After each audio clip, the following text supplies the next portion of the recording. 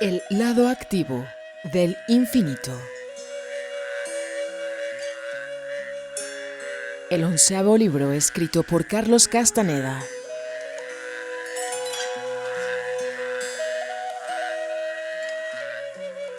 Del capítulo Un temblor en el aire.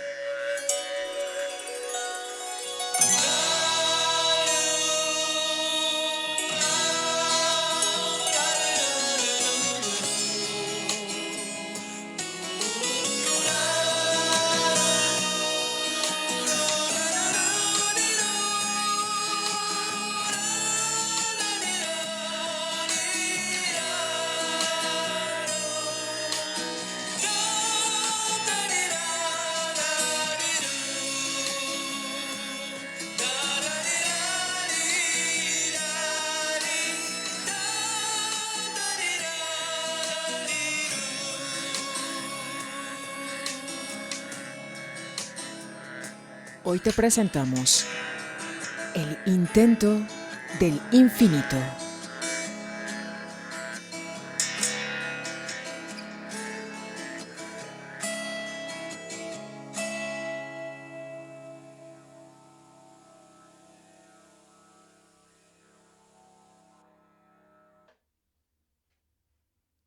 El intento del infinito.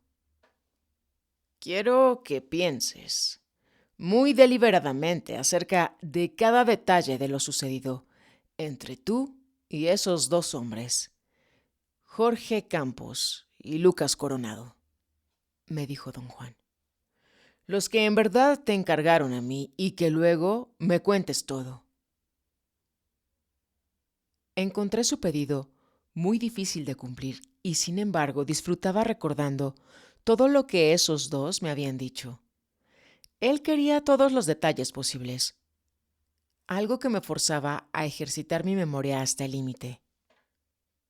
La historia que don Juan quería que recordara empezó en la ciudad de Guaymas, en Sonora, México. En Yuma, Arizona, me habían sido facilitados los nombres y las direcciones de algunas personas que, según me habían dicho, podrían aclarar algo del misterio que rodeaba al viejo que había conocido en la terminal de autobuses.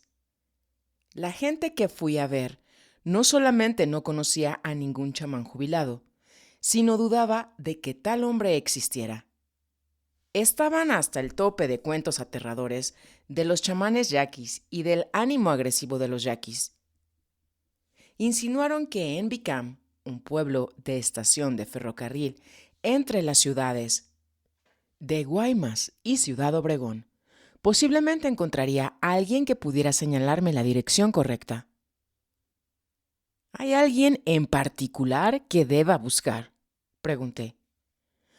Lo mejor sería hablar con un inspector de campo del Banco Oficial del Gobierno, sugirió uno de los hombres. El banco tiene muchos. Conocen bien a todos los indios de estos contornos porque el banco es la institución del gobierno que les compra las cosechas. Y todos los yaquis son granjeros, propietarios de una parcela de tierra que pueden reclamar como suya con tal de que la cultiven. ¿Conoce a alguno de los inspectores?, pregunté. Se miraron el uno al otro y me dieron una sonrisa de disculpa. No conocían a nadie, pero aconsejaban que me acercara a uno de ellos y le explicara lo que estaba buscando. En la estación de Bicam, mi tentativa de establecer contacto con uno de los inspectores de campo del gobierno fue un desastre total. Conocí a 3, y cuando les dije lo que quería, cada uno de ellos me miró con un aire de desconfianza. De inmediato sospecharon que era yo un espía enviado por los yanquis para causarles problemas que no podían claramente definir, pero acerca de los cuales hicieron alocadas especulaciones, desde la agitación política hasta el espionaje industrial. Era la creencia de todos, sin ninguna base desde luego, que había depósitos de cobre en las tierras de los yaquis y que los yanquis querían apoderarse de ellos. Después de esta resonante derrota, me refugié en la ciudad de Guaymas, llegando a un hotel muy cerca de un fabuloso restaurante. Iba allí 3 veces al día. La comida era estupenda. Me encantó tanto que me quedé en Guaymas por más de una semana. Casi vivía en el restaurante y de esa manera llegué a tener mucho trato con el dueño, el señor Reyes. Una tarde, mientras almorzaba, vino el señor Reyes a mi mesa con otro hombre a quien me presentó como Jorge Campos, yaqui de raza pura, un empresario intermediario que había vivido en Arizona de joven. Me dijo que hablaba inglés perfectamente y que era más americano que cualquier americano. El señor Reyes lo elogió como un hombre excepcional, un verdadero ejemplo de lo que el trabajo y la dedicación pueden lograr. El señor Reyes se retiró y Jorge Campos se sentó a mi lado, inmediatamente haciéndose cargo de todo. Fingió ser modesto, negando cualquier alabanza, pero era evidente que estaba en el cielo con lo que el señor Reyes había dicho de él. A primera vista, tuve la clara impresión de que Jorge Campos era un hombre de empresa, de esos que uno encuentra en un bar o en las esquinas concurridas de las calles mayores, tratando de vender una idea o simplemente tratando de encontrar el medio de convencer a alguien de que le dé sus ahorros. El señor Campos era muy bien parecido. Medía alrededor de 1,80 m de estatura y era delgado pero con una barriga grande, como la de un bebedor habitual de alcohol. Era muy moreno, un tanto verduzco, y llevaba jeans caros y botas de vaquero muy brillosas, puntiagudas y con tacones de ángulo, como si necesitara enterrarlos en el suelo para no ser arrastrado por un buey lazado. Llevaba una camisa de cuadritos gris e impecablemente planchada. En el bolsillo derecho tenía un protector de plástico en el que guardaba una fila de bolígrafos. Había visto el mismo protector entre trabajadores de oficina que no querían mancharse la bolsa de la camisa de tinta. Su traje también incluía una chaqueta de gamuza color rojizo y de flecos que parecía ser cara y un sombrero de vaquero. Su cara redonda era inexpresiva. No tenía arrugas, aunque parecía tener unos 50 años. Por alguna razón desconocida, sentía que era peligroso. Encantado de conocerlo, señor Campos, le dije en español, dándole la mano. Dejémonos de formalidades, me respondió también en español, apretándome la mano vigorosamente. Me gusta tratar a la gente joven como iguales, a pesar de la diferencia en edad. Llámame Jorge. Se calló por un momento. Indudablemente, midiendo mi reacción, yo no sabía qué decir. Ciertamente, no quería llevarle la corriente, no quería tomarlo en serio. Tengo curiosidad de saber qué hace en Guaymas, me dijo, como al descuido. No parece ser turista y no creo que le interese la pesca de alta mar. Soy estudiante de antropología, le dije, y quiero establecer mis credenciales con los indios locales para poder hacer una investigación de campo. Y yo soy hombre de negocios, me dijo. Mi negocio es facilitar información, ser el intermediario. Usted necesita algo, yo se lo consigo. Cobro por mis servicios, sin embargo, están garantizados. Si no está satisfecho, no tiene que pagarme. Si su negocio es facilitar información, le dije, con gusto le pagaré lo que pida. ¡Ah! Exclamó. Seguramente necesita un guía, alguien con más educación que la mayoría de los indios de por aquí. ¿Tiene una beca del gobierno norteamericano o de alguna otra institución? Sí, mentí. Tengo una beca de la Fundación Esotérica de Los Ángeles. Al decir eso, de veras le vi una ráfaga de codicia en los ojos. ¡Ja! Volvió a exclamar. ¿Qué tan grande es esa institución? Bastante grande, dije. Bueno, ¿de veras? Dijo, como si mis palabras fueran la explicación que deseaba oír. Y si me permite, ¿de cuánto es su beca? ¿Cuánto dinero le otorgaron? unos cuantos miles de dólares para hacer el trabajo de campo preliminar. Mentí de nuevo, para ver lo que decía. Ah, me gusta la gente directa, dijo, saboreando sus palabras.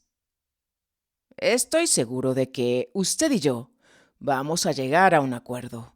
Yo le ofrezco mis servicios como guía y como llave que va a abrir muchas puertas secretas entre los yaquis. Como puede ver por mi apariencia, soy un hombre de gusto y de medios. Oh, sí, por supuesto. Se ve que es usted un hombre de gusto, le aseguré. Lo que le estoy diciendo, me dijo, es que por un precio modesto, que va a encontrar muy razonable, yo voy a llevarlo con la gente de vida, a quien podría hacer las preguntas que quiera. Y por un poquito más, le voy a traducir lo que le digan palabra por palabra, al español o al inglés. También habló francés y alemán, pero no creo que esas lenguas le interesen. Tiene mucha razón, muchísima razón, dije. Esas lenguas no me interesan en lo más mínimo. Pero, ¿cuáles son sus honorarios? ¡Ja! Mis honorarios, dijo y sacó un cuaderno cubierto de piel del bolsillo del pantalón y lo abrió delante de mi cara. Hizo unos garabatos rápidos, lo cerró nuevamente y lo volvió a meter al bolsillo con precisión y rapidez. Estaba seguro de que quería darme la impresión de ser eficaz y rápido en el cálculo de cifras. Le voy a cobrar $50 al día, dijo, con transporte incluido, pero le cobro mis comidas aparte. Lo que quiero decir es que cuando usted come, también como yo. ¿Qué dice? En ese momento se inclinó sobre mí y casi susurrando dijo que deberíamos cambiar al inglés porque no quería que otros se enteraran de nuestros tratos. Empezó a hablarme en algo que para nada era inglés. Yo estaba perdido. No sabía cómo responder. Empecé a sentirme nervioso mientras él farfullaba de la manera más natural. No estaba nada perturbado. Gesticulaba moviendo las manos de manera muy animada y haciendo señas con el dedo como si estuviera dándome instrucciones. No tenía la impresión de que me hablaba en lenguas desconocidas. Más bien pensé que estaba hablando en yaqui. Cuando pasaron algunas personas por la mesa y nos miraron, yo asentí con la cabeza y le dije a Jorge Campos: Sí, sí, claro. En un momento le dije: dígalo de nuevo. Y me pareció tan ocurrente que me eché una carcajada. Él también se rió, como si hubiera dicho lo más ocurrente posible. Debe de haber notado que yo estaba casi perdiendo los estribos y antes de que me levantara para decirle que se hiciera humo, empezó de nuevo a hablar en español. No quiero cansarlo con mis ridículas observaciones, dijo, pero si voy a servirle de guía, vamos a pasar largas horas charlando. Le estaba haciendo una prueba hace un momento para tener idea de qué tan buen conversador es usted. Si voy a andar con usted en coche, necesito a alguien que sea buen iniciador y buen receptor. Veo que usted es ambas cosas. Entonces se levantó, me dio la mano y se fue. Como por seña convenida, el dueño se acercó a mi mesa, sonriendo y moviendo la cabeza de lado a lado como un pequeño oso. ¿Verdad que es un tipo fabuloso?, me preguntó. No quise comprometerme con una opinión, y el señor Reyes espontáneamente dijo que Jorge Campos andaba en aquel momento como intermediario en unos trámites muy delicados y de gran provecho. Dijo que unas empresas mineras de los Estados Unidos estaban interesadas en los depósitos de hierro y cobre que pertenecían a los yaquis y que Jorge Campos estaba involucrado y en espera de recibir un pago de $5 millones. Supe entonces que Jorge Campos era un estafador. No existían depósitos de cobre o hierro en las tierras yaqui. Si hubiera habido algo, las empresas privadas ya les hubieran quitado las tierras a los yaquis y los hubieran movido a otra parte. Fabuloso, dije. El tipo más maravilloso que jamás he conocido. ¿Cómo puedo contactarlo de nuevo? No se preocupe, dijo el señor Reyes. Jorge quería saber todo acerca de usted. Lo ha estado observando desde que llegó. Lo más probable es que le venga a tocar a la puerta hoy más tarde o mañana. El señor Reyes tenía razón. Unas 2 horas después, alguien me despertó de mi siesta. Era Jorge Campos. Yo tenía proyectado salir de Guaymas al oscurecer y manejar toda la noche hasta California. Le expliqué que me iba y que regresaba dentro de un mes. Pero tiene que quedarse porque he decidido ser su guía, me dijo. Lo siento, pero tendremos que esperar porque mi tiempo es muy limitado, le repliqué. Sabía que Jorge Campos era un embustero, pero a la vez decidí revelarle que ya tenía un informante que estaba esperando trabajar conmigo y que lo había conocido en Arizona. Describí al anciano y dije que se llamaba Juan Matus y que otras personas lo habían caracterizado como chamán. Jorge Campos me miró con una gran sonrisa. Le pregunté si conocía al viejo. Claro que lo conozco, dijo jovialmente. Se podría decir que somos buenos amigos. Sin esperar a que lo invitara, Jorge Campos entró en mi habitación y se sentó a la mesa justo frente al balcón. ¿Vive el viejo por aquí?, pregunté. Claro que sí, afirmó. ¿Me puede llevar con él? No veo por qué no, dijo. Necesitaría un par de días para hacer mis indagaciones, es decir, para asegurar que anda por aquí y luego iremos a verlo. Sabía que me estaba mintiendo y a la vez no lo quería creer. Hasta llegué a pensar que mi desconfianza inicial no tenía base. Tan convincente se mostraba. Sin embargo, continuó, para poder ir a ver a este hombre voy a tener que cobrarle un anticipo. Mis honorarios van a ser de $200. Era más de lo que tenía a la mano. Le rehusé la oferta cortésmente y le dije que no llevaba bastante dinero. No quiero que piense que mi interés es puramente material, dijo con su sonrisa ganadora. Pero ¿cuánto puede gastar? Tiene que tomar en consideración que voy a tener que pagar algunas mordidas. Los yaquis son muy reservados, pero siempre hay maneras. Hay puertas que siempre se abren con una llave mágica. El dinero. A pesar de mi recelo, estaba convencido de que Jorge Campos era no solo mi vía de entrada al mundo yaqui, sino el medio de encontrar al viejo que me tenía tan intrigado. No quería regatear. Hasta me dio pena ofrecerle los $50 que llevaba en mi bolsillo. Estoy al final de mi estancia, le dije como disculpa. Así es que casi se me ha acabado el dinero. Solo traigo $50. Jorge Campos extendió sus largas piernas debajo de la mesa y cruzó los brazos detrás de la cabeza, inclinando el sombrero sobre la cara. Le acepto los $50 y su reloj, me dijo desvergonzadamente. Pero por ese dinero lo llevo a conocer a un chamán menor. No se impaciente, me advirtió como si yo fuera a protestar. Tenemos que subir grados por la escalera, desde los de menor rango hasta el hombre mismo, que le aseguro está en la mera cima. ¿Y cuándo podré conocer a este chamán menor?, pregunté, dándole el dinero y mi reloj. Ahora mismo, contestó, sentándose y ávidamente tomando el dinero y el reloj. Vámonos, no hay tiempo que perder. Nos subimos a mi coche y me dijo que me fuera hacia el pueblo de Potam, uno de los pueblos tradicionales yaquis que quedan por el río Yaqui.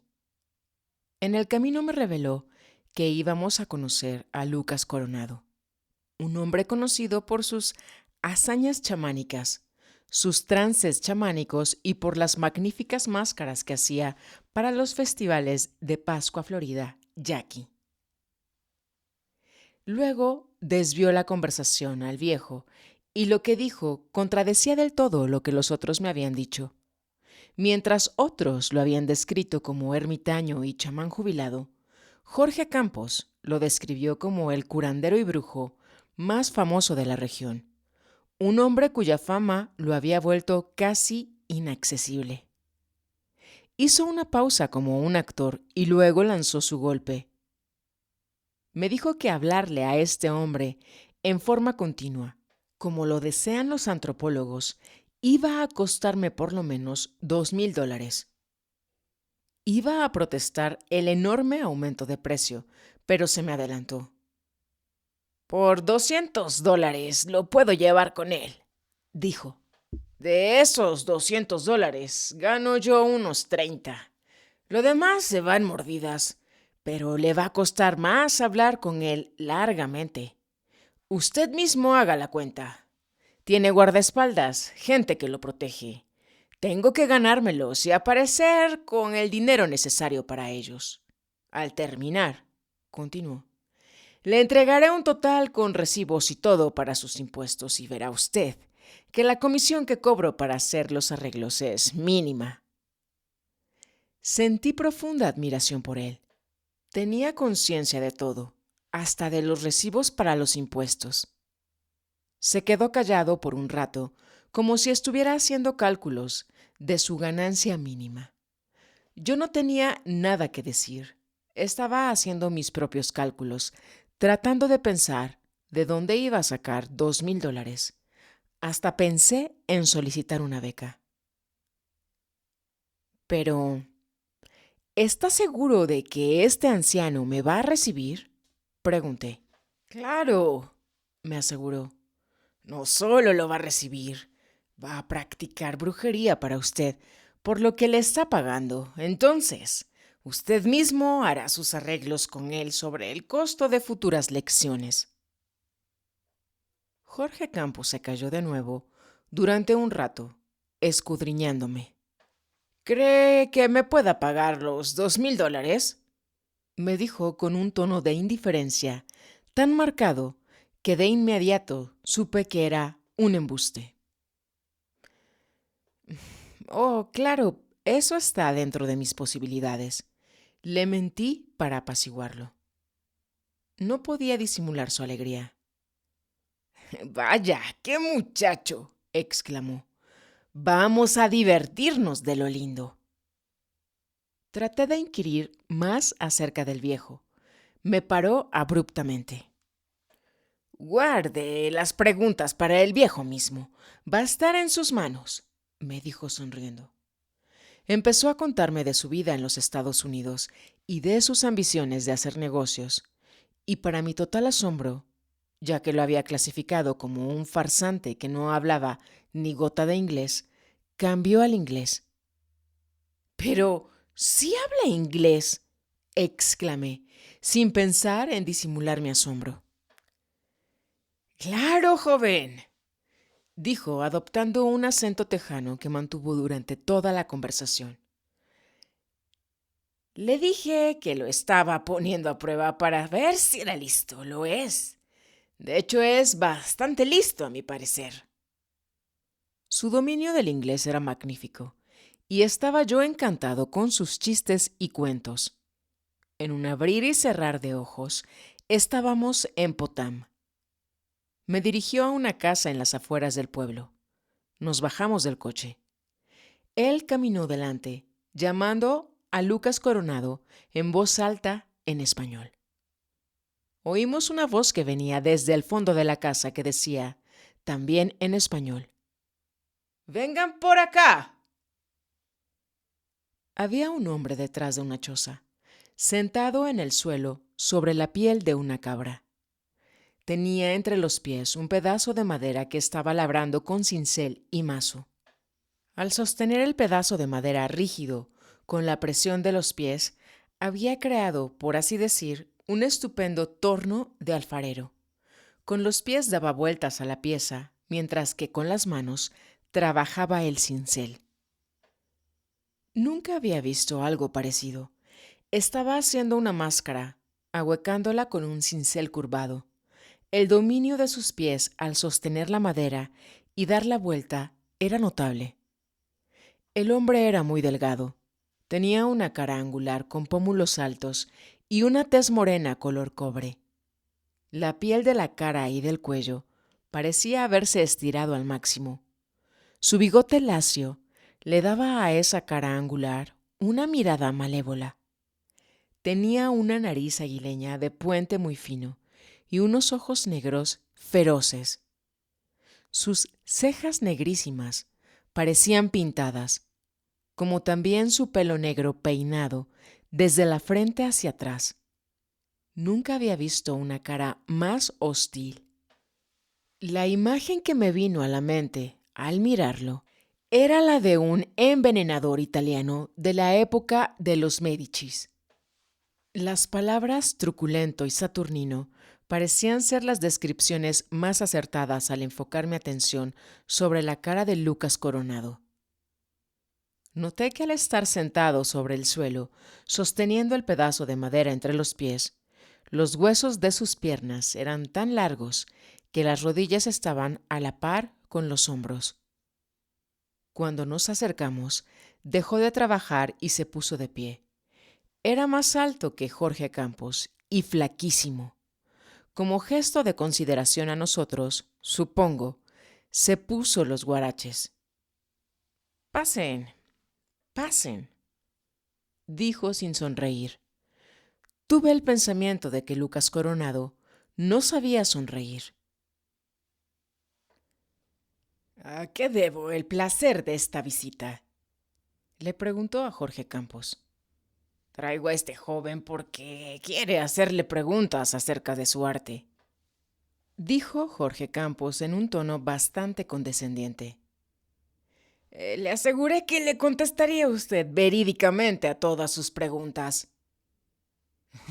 «Eso no es ningún problema, afirmó Lucas Coronado, mirándome de arriba abajo con su mirada fría.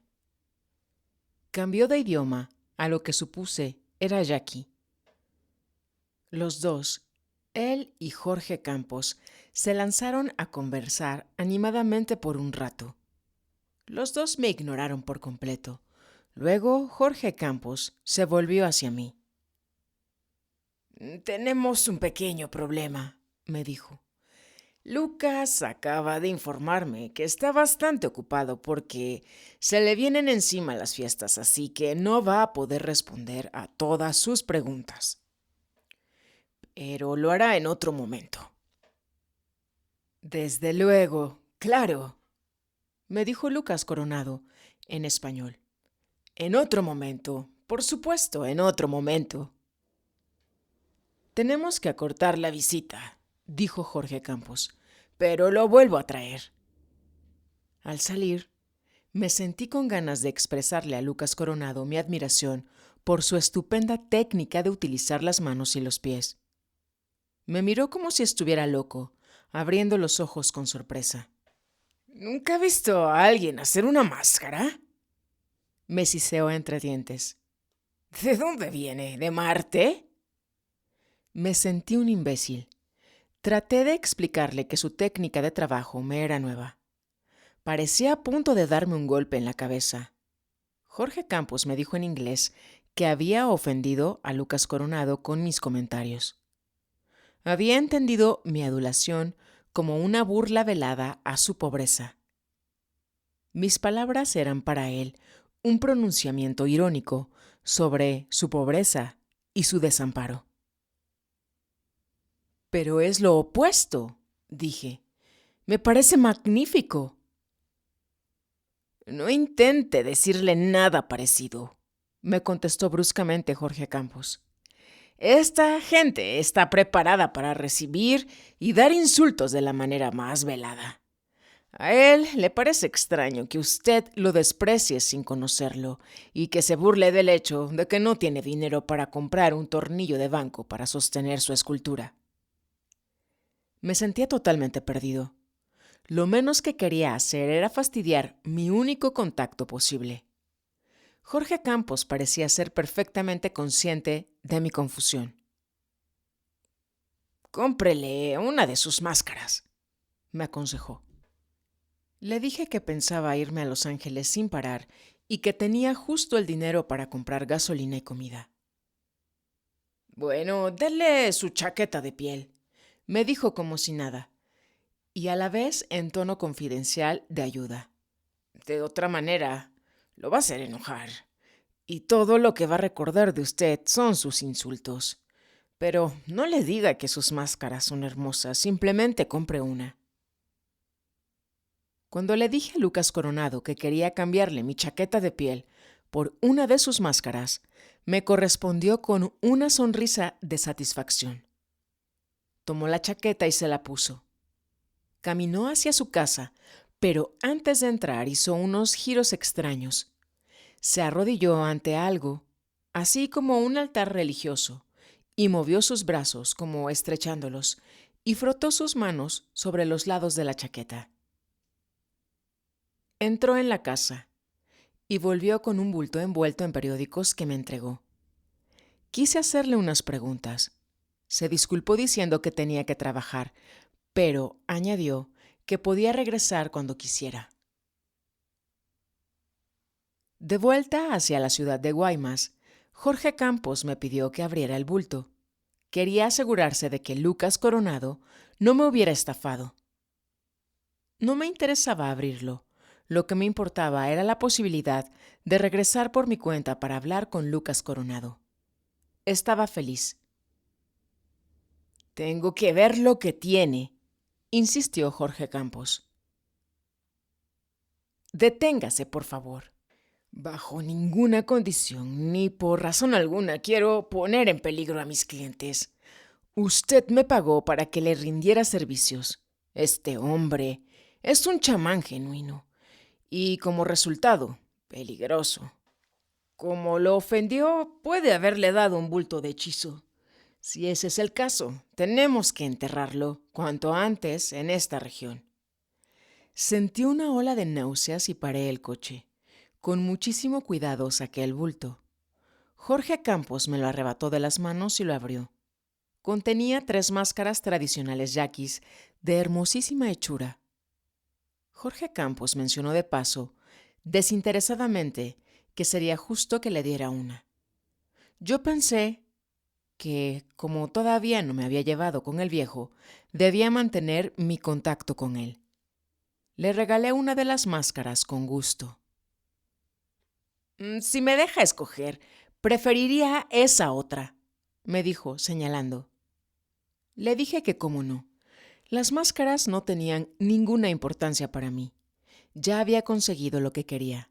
Hasta le hubiera regalado las otras 2, pero quería mostrárselas a mis amigos antropólogos. Estas máscaras no son nada extraordinario, declaró Jorge Campos. Se puede comprar en cualquier tienda del pueblo, se las venden a los turistas. Yo había visto las máscaras yaquis que se vendían en el pueblo. Eran muy rudimentarias en comparación con las que tenía, y Jorge Campos había en verdad escogido la mejor. Lo dejé en la ciudad y me dirigí hacia Los Ángeles. Antes de despedirme, me recordó que casi le debía $2,000 porque iba a empezar con sus mordidas y con el plan de llevarme a conocer al gran hombre. ¿Cree que puede darme mis $2,000 a su regreso?, me preguntó atrevidamente. La pregunta me puso en una situación terrible.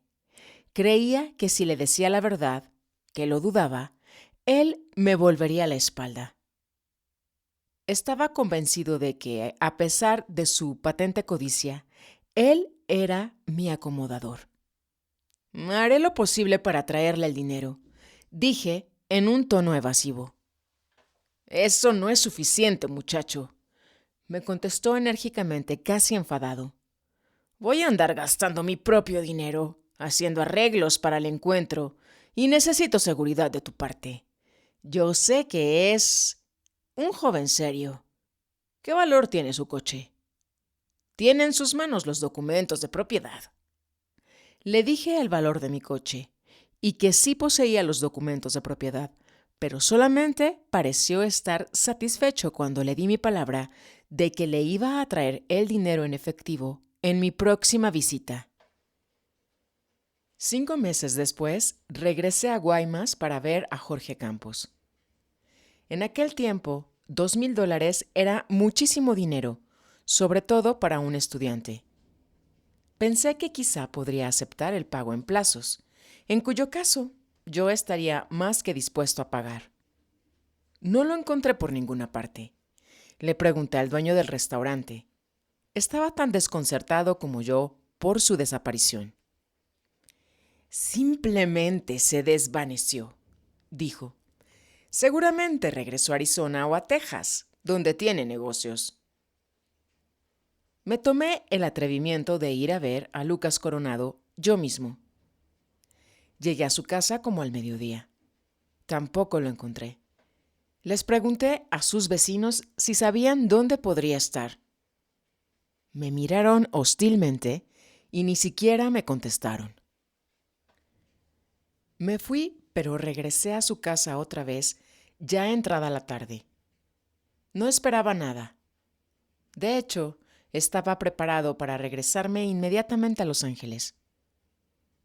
Para mi gran sorpresa, Lucas Coronado no solo estaba allí, sino que me recibió muy amablemente. De manera franca, me expresó su aprobación al ver que había venido sin Jorge Campos, quien, según él, era un verdadero fastidio. Se quejó de Jorge Campos, a quien se refirió como un yaqui renegado que gozaba de explotar a sus compañeros yaquis.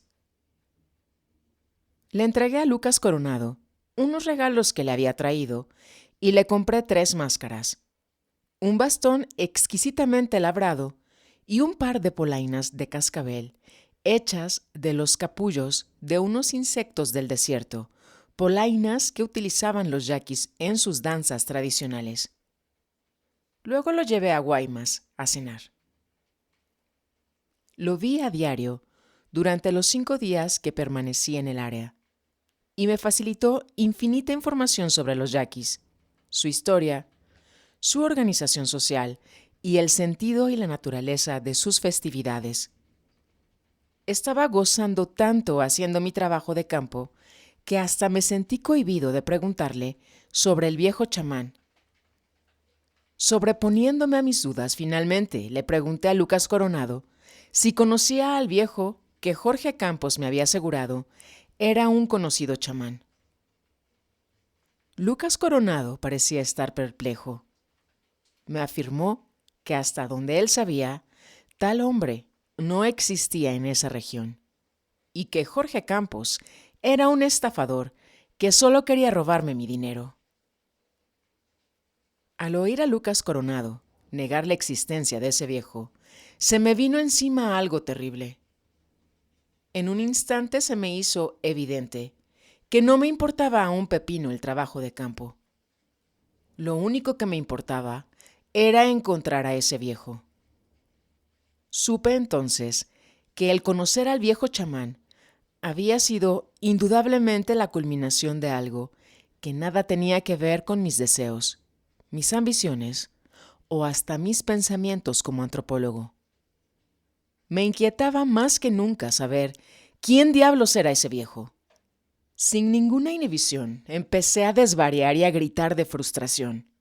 Di de patadas sobre el piso. Lucas Coronado se asombró al verme. Primero me miró, confuso, y luego empezó a reír. Me disculpé con él por mi arranque de enojo y frustración. No podía explicar por qué estaba tan enfadado. Lucas Coronado aparentemente comprendía mi situación. «Pasan cosas así por acá», dijo. No tenía idea a qué se refería, ni le quería preguntar. Estaba mortalmente aterrado de la facilidad con que se ofendía. Una peculiaridad de los yaquis era la facilidad que poseían para sentirse ofendidos. Parecían siempre estar alertas, buscando insultos que fueran demasiado sutiles para ser percibidos por otros. «Hay seres mágicos que viven en las montañas en los alrededores, continuó, y actúan sobre la gente. Hacen que se vuelvan verdaderamente locos, desvarían y divagan bajo su influencia. Y cuando finalmente se tranquilizan, ya exhaustos, ni tienen idea de por qué se alocaron. ¿Cree usted que eso es lo que me pasó?, pregunté. Claro, me dijo totalmente convencido. Usted está predispuesto a alocarse por lo que fuera, pero también es usted muy contenido. Hoy se le fue la cuerda, se alocó por nada. No es por nada, afirmé. No lo supe hasta ahora, pero para mí ese viejo es el impulso de todos mis esfuerzos. Lucas Coronado se quedó callado, como si pensara profundamente. Entonces empezó a caminar de un lado al otro. ¿Sabe de algún viejo que vive por aquí, pero que no es en realidad de aquí?, le pregunté. No entendió mi pregunta. Tuve que explicarle que el viejo que había conocido era posiblemente como Jorge Campos, un yaqui que vivía en otra parte. Lucas Coronado me explicó que el apellido Matus era bastante común en la región, pero que no conocía a ningún Matus con nombre de pila Juan. Parecía desanimado. De pronto, le vino un momento de iluminación y dijo que al ser un hombre viejo, podría tener otro nombre y que era muy probable que me hubiera dado un nombre de trabajo y no su verdadero nombre. El único viejo que conozco, siguió, es el padre de Ignacio Flores. Viene a ver a su hijo de cuando en cuando, pero viene de la Ciudad de México. Y se me ocurre que aunque es el padre de Ignacio, no parece estar tan viejo. Pero es viejo. Ignacio también es viejo, pero el padre parece más joven. Se rió al percatarse de lo que había dicho. Aparentemente, nunca había pensado que el viejo era joven hasta ese momento.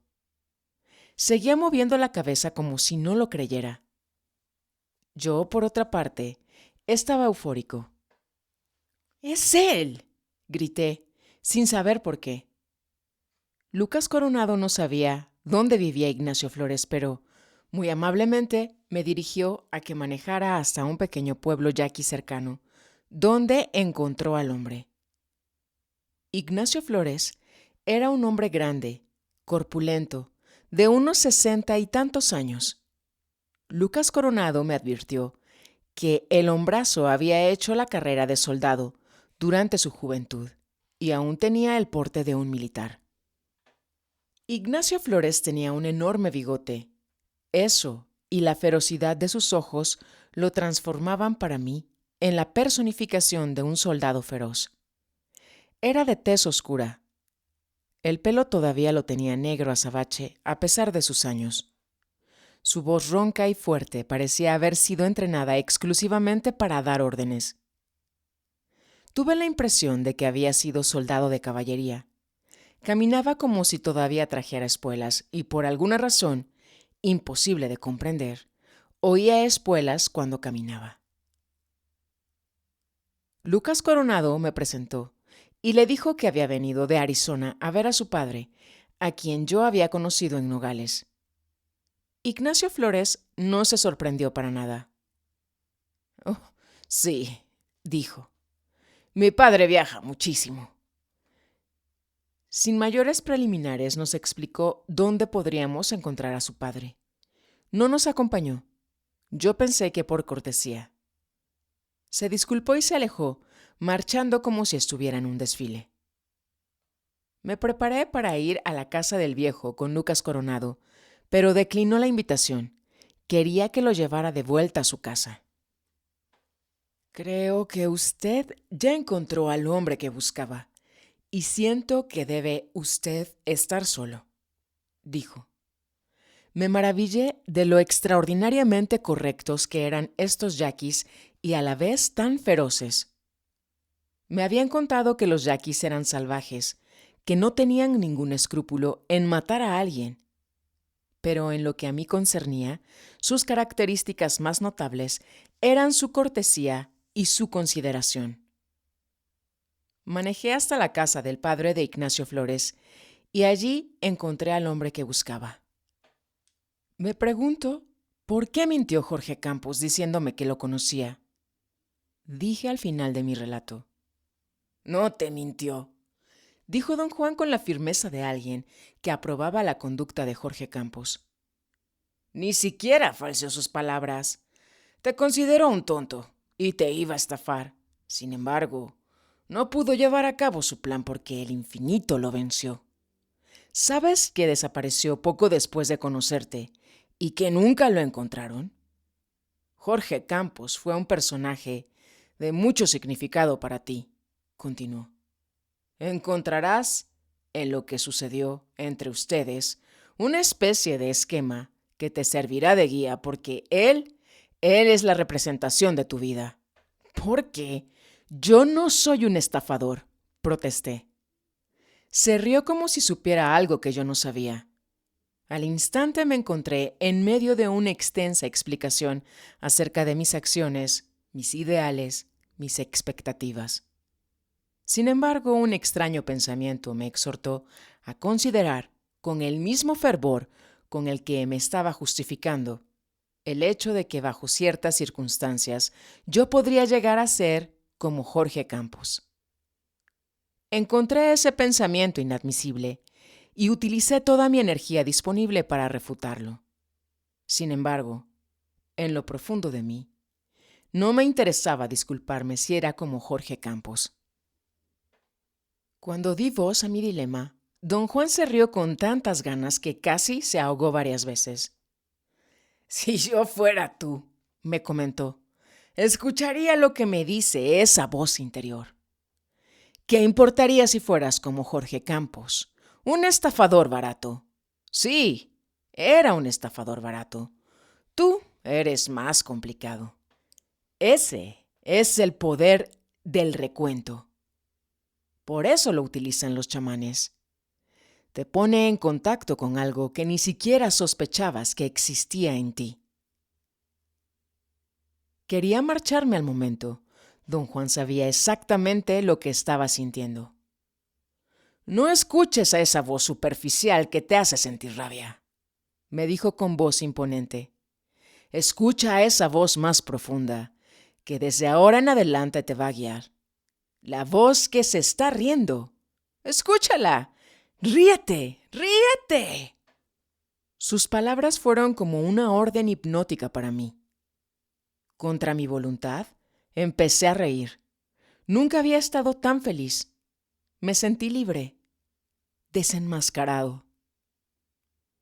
Cuéntate la historia de Jorge Campos una y otra vez, dijo don Juan. Vas a encontrar incontables riquezas en ella. Cada detalle es parte de un mapa. Es parte de la naturaleza del infinito. Una vez que cruzamos cierto umbral, el poner delante de nosotros un esquema. Me escudriñó un largo rato.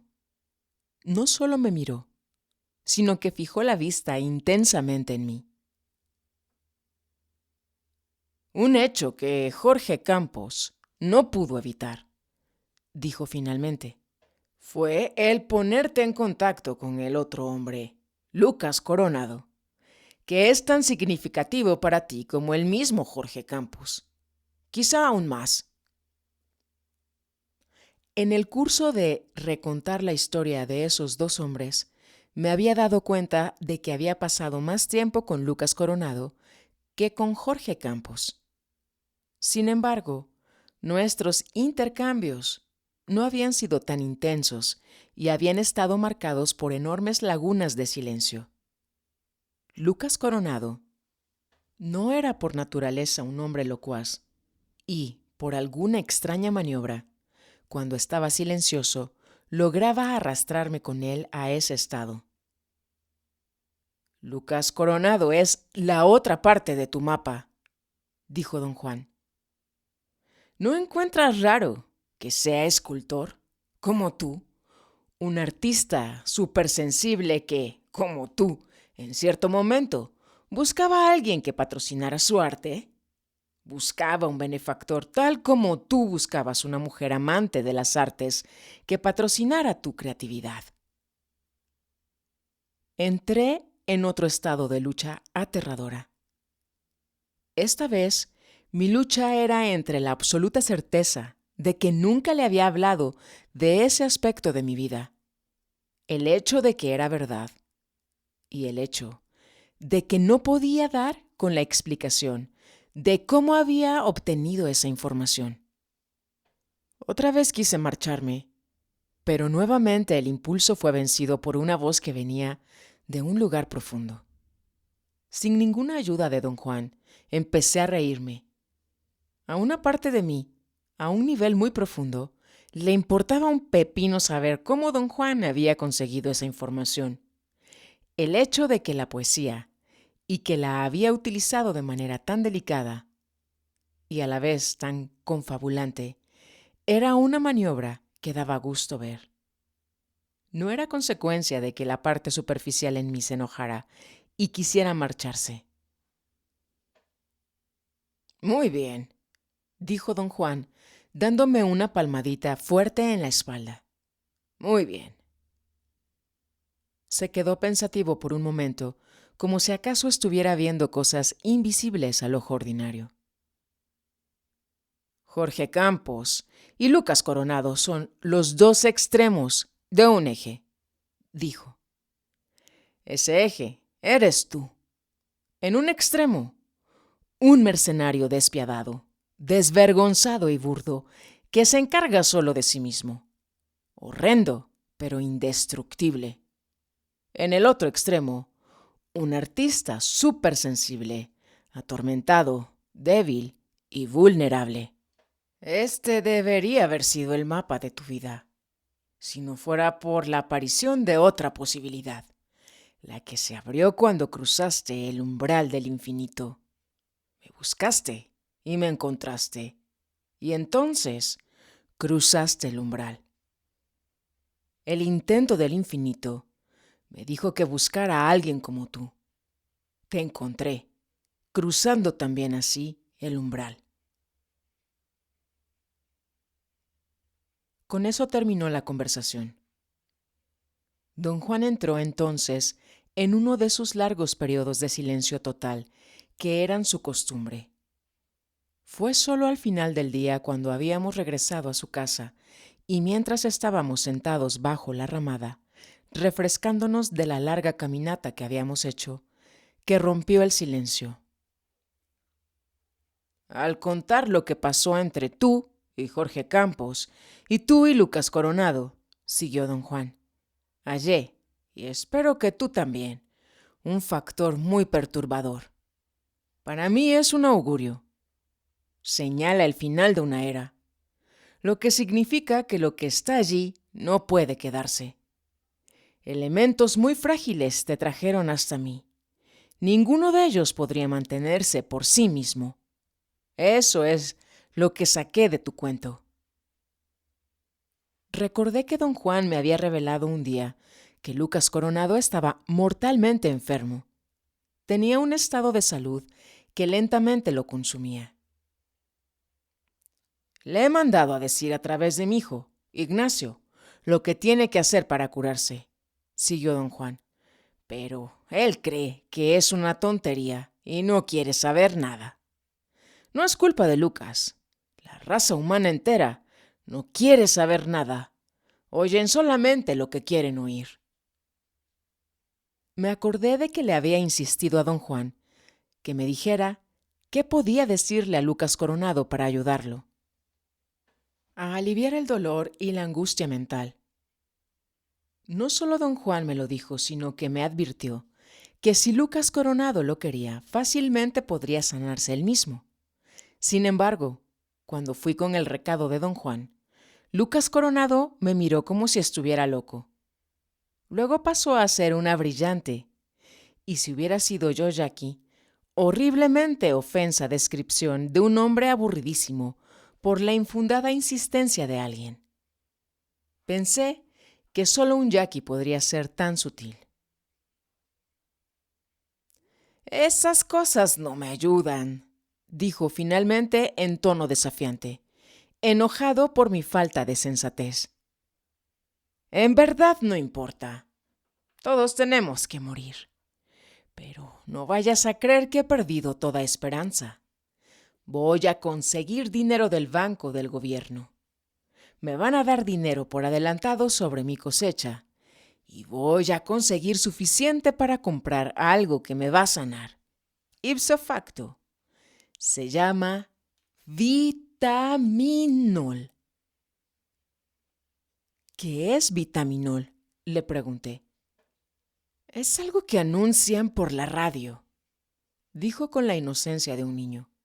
«Cura todo. Se recomienda para personas que no comen diariamente carne, pescado o carne de ave. Se recomienda para personas como yo, que apenas podemos mantener juntos el cuerpo y el alma». En mi avidez por ayudar a Lucas Coronado, cometí uno de los errores más graves imaginables en una sociedad de gente tan hipersensible como los yaquis. Ofrecí darle el dinero para comprar su Vitaminol. Su fría mirada me reveló a qué grado lo había herido. Mi error fue imperdonable. Muy calladamente, Lucas Coronado me dijo que tenía los recursos económicos para comprarse su propio Vitaminol. Regresé a la casa de don Juan. Quería llorar. Mi avidez me había traicionado. «No gastes tu energía preocupándote por tales cosas», dijo don Juan fríamente. «Lucas Coronado está preso dentro de un ciclo vicioso, pero también lo estás tú, y lo están todos. Él tiene su Vitaminol, que confianzudamente cree que le va a sanar todo y resolver todos sus problemas. En este momento no tiene con qué comprarlo, pero con el tiempo tiene grandes esperanzas para poder hacerlo». Don Juan me escudriñó con sus ojos brillantes. «Te dije que los actos de Lucas Coronado eran el mapa de tu vida», dijo. «Créeme que lo son. Lucas Coronado te señaló el Vitaminol y lo hizo tan poderosa y dolorosamente que te hirió y te hizo llorar». Don Juan dejó de hablar. Fue una larga y muy eficaz pausa. «Y no me digas que no entiendes lo que te estoy diciendo», me dijo. «De una manera u otra, todos tenemos nuestra propia versión de Vitaminol».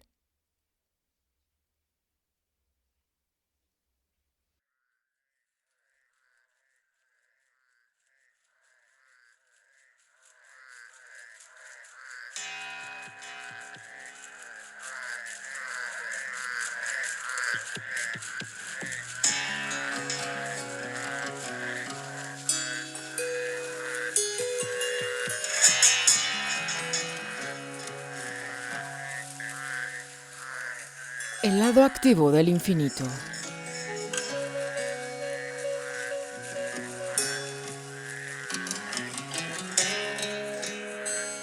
Escrito por Carlos Castaneda.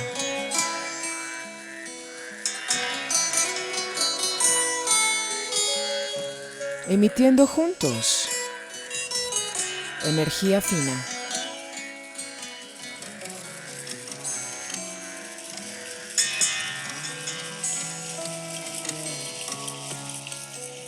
Cholula, Puebla, México.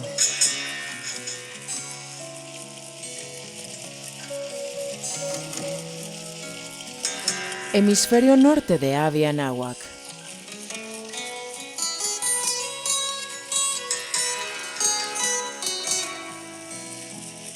Una noche de viernes 30 de agosto del año 2024.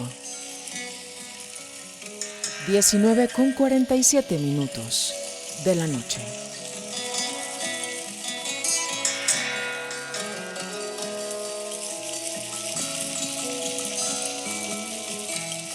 Noche lluviosa de verano.